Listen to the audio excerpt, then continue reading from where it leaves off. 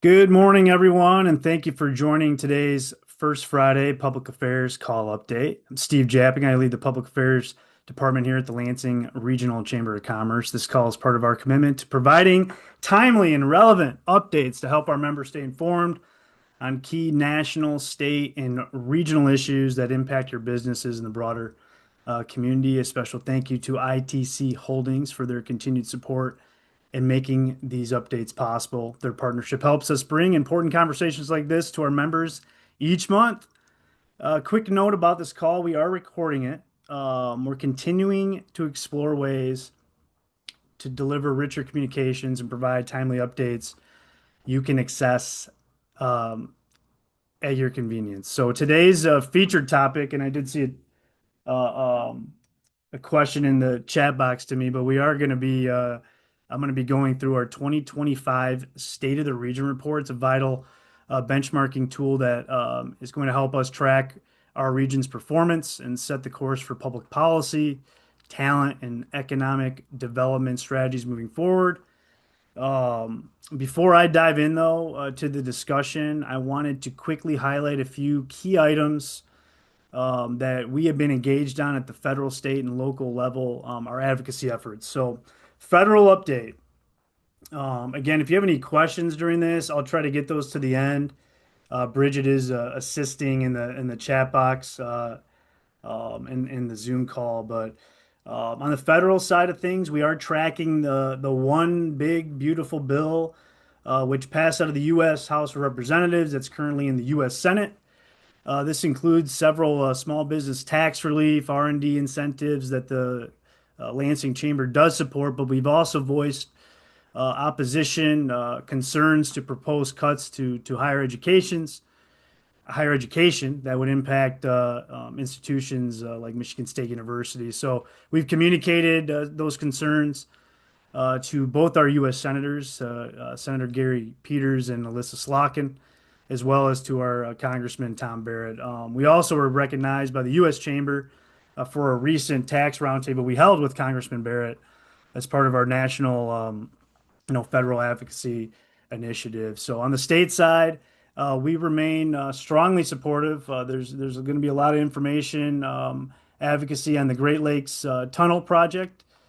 This is a major infrastructure initiative that promotes energy reliability and union-supported construction jobs. We've also, just in the state Senate this week, there's some Senate bills, Senate Bill 134 that deals with duplicate licensing, as well as Senate Bill 246 and 247, the so-called trash tax bills, both of which would burden employers and local governments with added costs and red tape.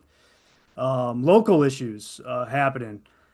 Just yesterday, just this week, or just yesterday, really, we put out a statement commending the tentative public safety agreement between Delta Township and Eaton County, which ensures continued police coverage, public safety, and community stability. So, if you're unaware, there have been two efforts at the county level in Eaton County to fund public safety within the county, and then specifically to areas such as Delta Township. We know there's obviously one of the larger municipalities within Eaton County. Several of our members, businesses that are there. I mean, outside of throughout the entire county, but voters recently they've opposed both millages that have come out. So we were happy to see that Delta Township and Eaton County have come up with a tentative deal that they're working through right now to be able to fund public safety. We've heard from many members, many businesses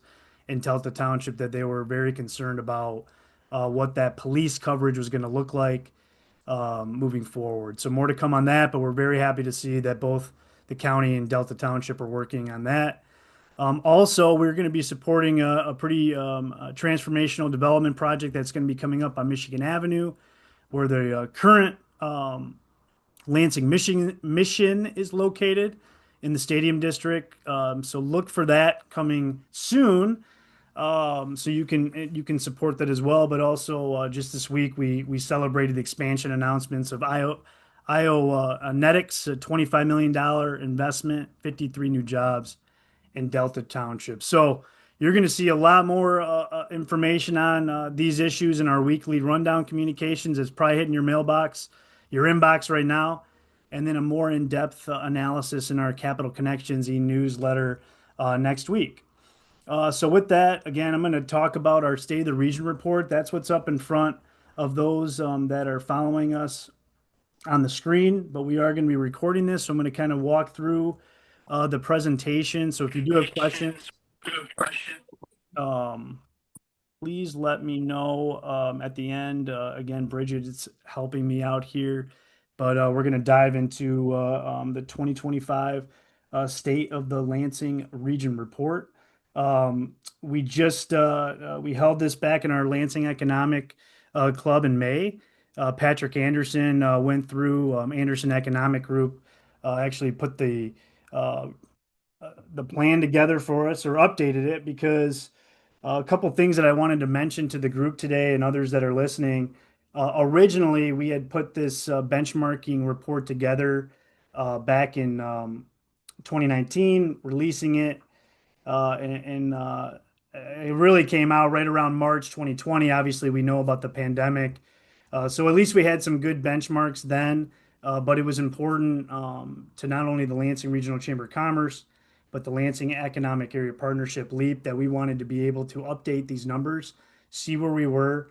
And part of what this report is really benchmarking is 11 peer regions that we are benchmarking ourselves against and for several different measurements. I think there's about 40, and I'm going to go into those today. But in front of you, you can see the Lansing peer regions that we are looking and comparing ourselves to. So most, if not all of these regions are either state capitals, so they have the state government, they have a research university component there. We were really looking at those that are comparable to the city of Lansing or our region in general. So some of these are obviously a little much bigger in size than ours, but we wanted to make sure that we were really looking at ways that we can continue to elevate our region and compare ourselves to these 11 regions. The one that we did put on Hartford, if you can see out east there, they have several. They're home to several insurance companies. Obviously, we are too, being the insurance capital of the state of Michigan.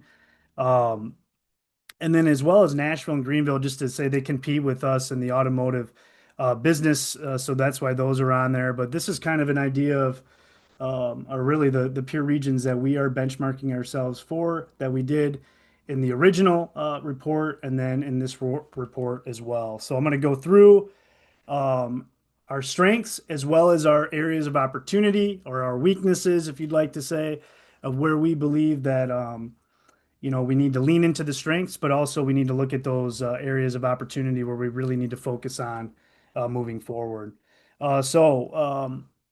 Again, so we measured 40 indicators for the full report, but this presentation is only going to look at about a dozen of those most notable, beginning with some of the notable strengths. So in front of you is the kind of our growth in real GDP between 2019 and 2023. The Lansing region's gross domestic product increased by over 10%, reaching almost 29.3 billion in 2023. This increase reflects healthy regional economic growth despite the COVID-19 pandemic-induced recession in 2020. Lansing had the fifth highest growth rates among its peer regions during the same time. The GDP growth and the over 18% increase in median household income reflects both inflation and real income growth. So you can see those on there. Again, this is definitely a strength that we wanted to highlight. This is really good. This is a good benchmark here for us. Growth in business establishments. So the Lansing region has seen nearly 11,000 business establishments as of 2023.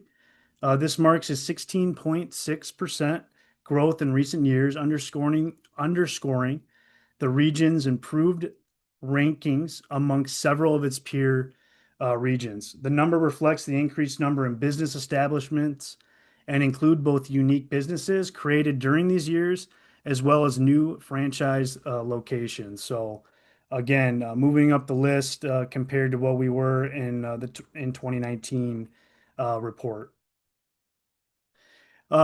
STEM degrees as a share of total degree completions. In 2023, STEM degrees accounted for 24.2% of total degrees awarded in the Lansing region. This gives Lansing the third highest share of STEM degrees among the peer regions. Over 3,400 STEM degrees were awarded in the Lansing region in 2023, representing an increase of 9.1% over 2019. This places Lansing sixth for STEM degree growth rates among the peer regions. The increase in STEM degrees indicates the importance of these fields throughout our workforce. Total degree completions in the Lansing region did decline by 2.5% during 2019 to 2023, while the number of STEM degrees increased by 9.1% during the same period. So just again, another strength change in our high-tech sector employment. Between 2018 and 2022, high-tech employment in the Lansing region grew by 12.2%. This is faster than the eight of the peer regions. In 2022, over 11% of the region's employment in high-tech industries, including advanced manufacturing, engineering, information technology, and research and development. This indicates the existence of obviously a very talented workforce here in our region. So very proud to see that. We're continuing to diversify our regional economy in the high-tech sector.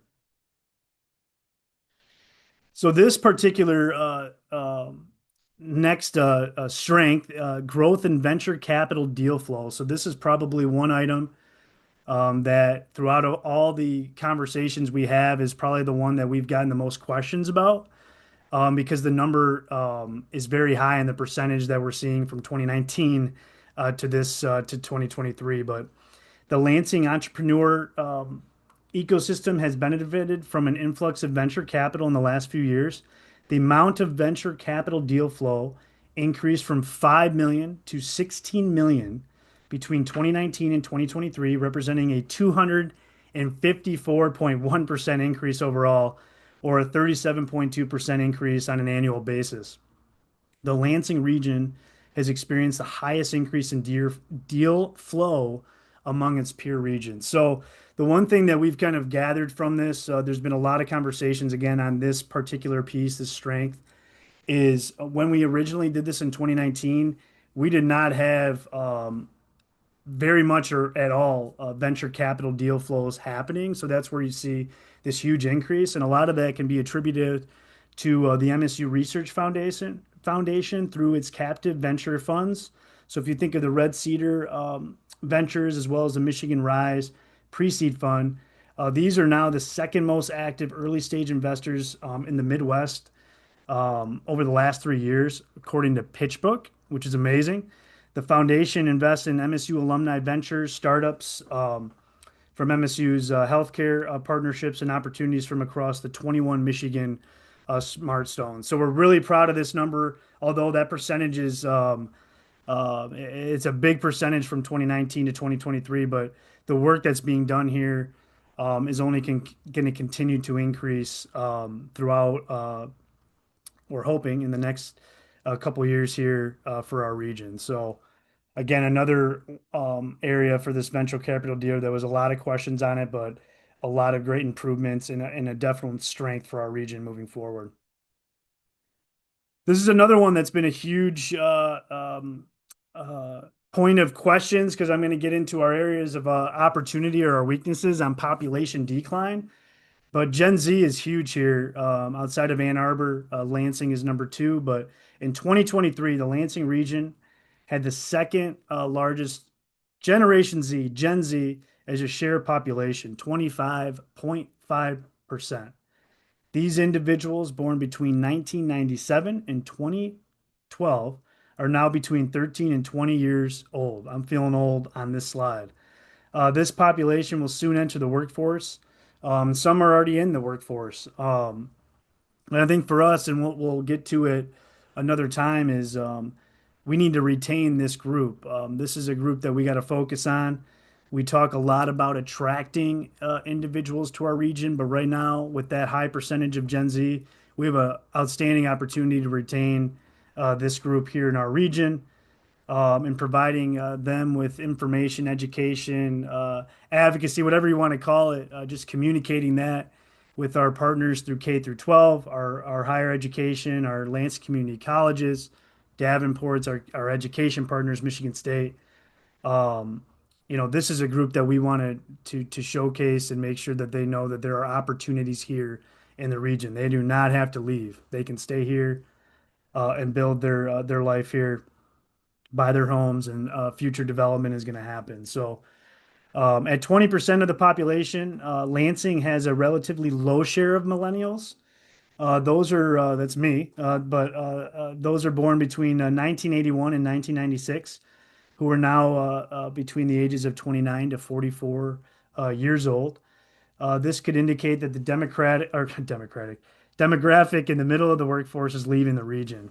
Among the peer regions, the Lansing region also has the lowest share of Gen X individuals, those born between 1965 and 1980, who are now between 45 and 60 years old at 18.2%. Conversely, Lansing has a relatively high share of baby boomers born between 1946 and 1964, or between the ages of 61 and 79 years old, at about 20% of the population. These residents are nearing or past retirement age and may have an additional time, disposable income to spend throughout the community. So there'll be a lot more on this particular area that we're going to be focusing on moving forward when we look at some actionable items from this data from this report.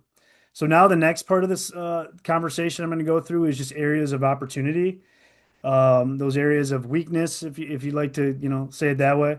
But we're going to walk through those now. So medium household income.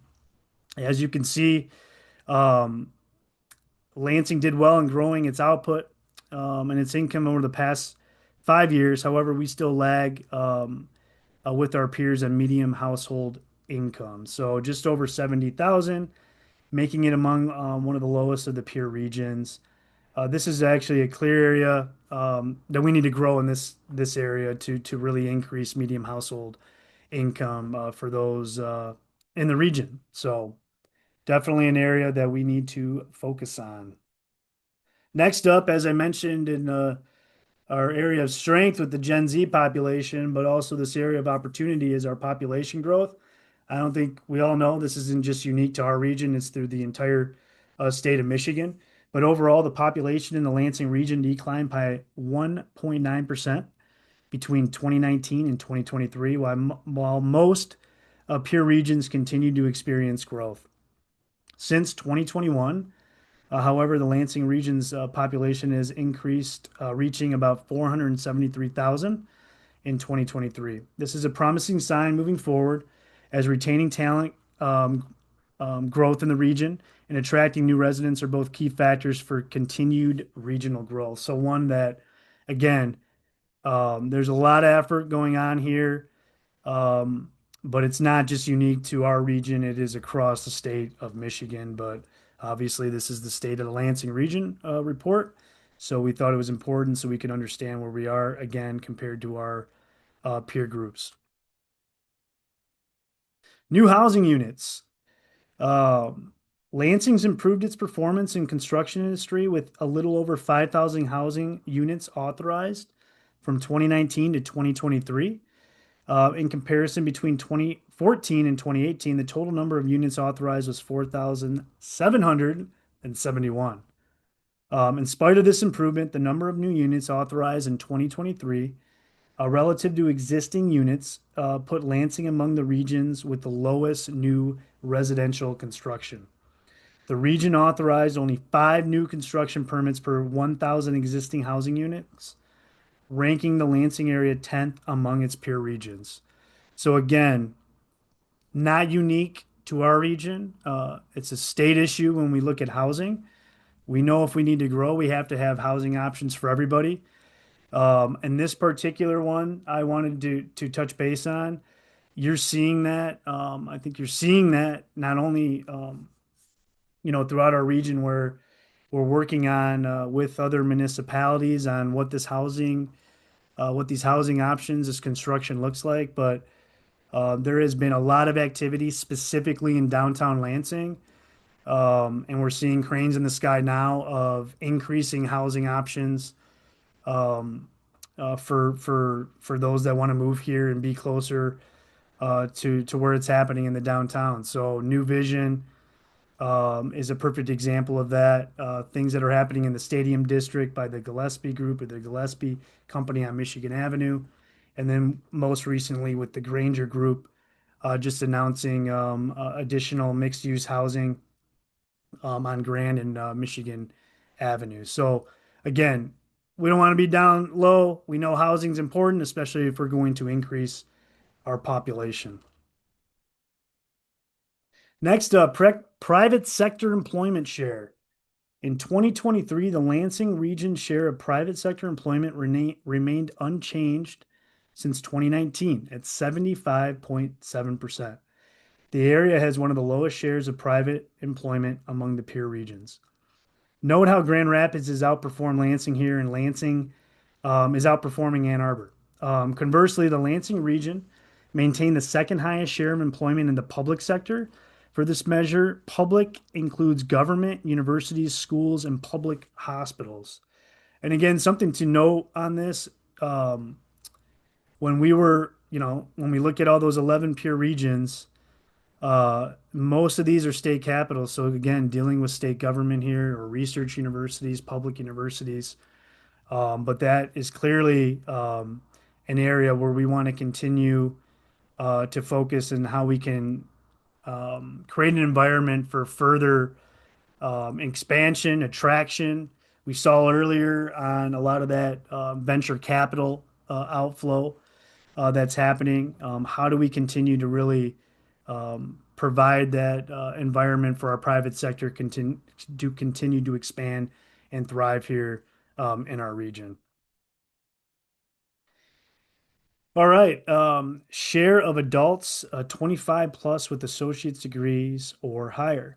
In 2023, the share of Lansing area residents aged 25 and older with an associate's degree or higher was 47.9%. This figure is partly attributed to thousands of local graduates who decided to stay in the region. Please note, though, that this measure includes many trade degrees. Associate's degrees include some trade program degrees. I know that that was something that had come up before on this particular slide or this area of opportunity that we're talking about is we've done a not only again in our region, but throughout the state of really looking at those trade apprenticeship programs, and that some of that information is part of the measurement. While this measurement is lower in the Lansing region than most of the peer region, it has increased since 2019. These peer regions represent some of the most educated places in the country, with most being home to renowned universities. All the peer regions outperform the nation on this particular metric.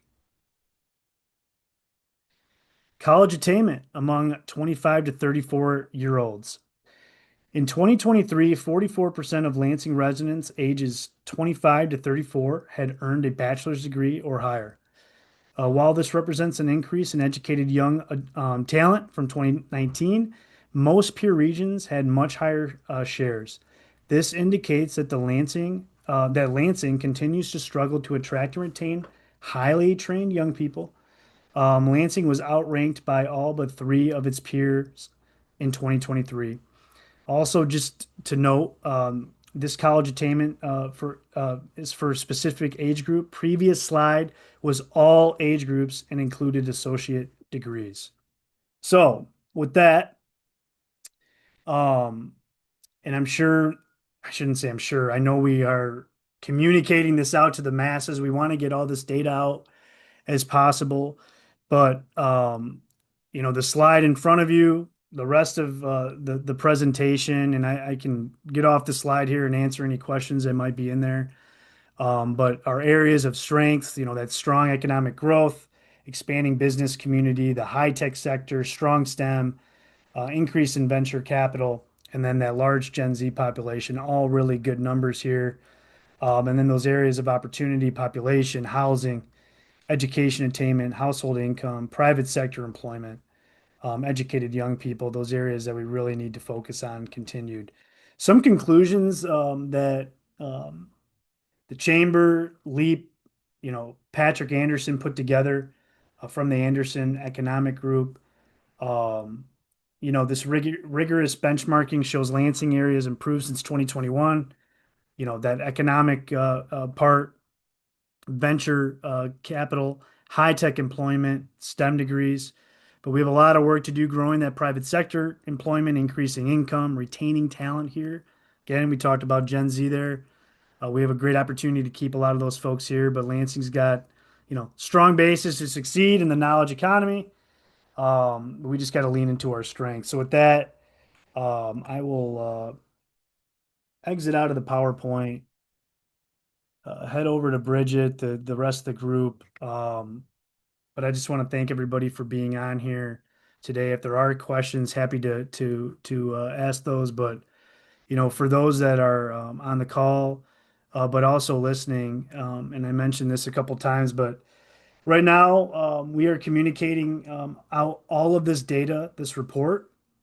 We're doing that through the month of June at every single one of our business roundtables that we host, communicating this out to our members through our e-communication channels. Um, but the next part of this is working on some actionable items. Where can we in the areas of opportunity come up with some areas that we can really pursue, be aggressive on. There are a lot of folks already working in these fields, but how do we continue to bring a lot of these folks together and really focus on those areas of opportunity? But also, I've read I'm sure some have read Strength Finders. We have a lot of strengths, so how do we lean into those strengths that could probably lift up a lot of those areas of opportunities. So that's the next part of this is getting the information out, communicating that. We have a dedicated website that has all this. But they are, throughout the summer, going into the fall, there is going to be a lot of actionable items that we're going to be focusing on. The one item that I did want to, and I'm not going to take their thunder, but probably something that we'll do in the next call here is the Lansing Economic Area Partnership LEAP. They put together a population study through public sector consultants looking at our region. And that's going to be kind of the next phase in this is, that data and, where we are when we do look at that scenario that is weak, but there are opportunities that we can really um, begin to get people to move back here, keep people here. But that's probably going to be the next big one is this population study that LEAP's going to be rolling out here in the next couple months.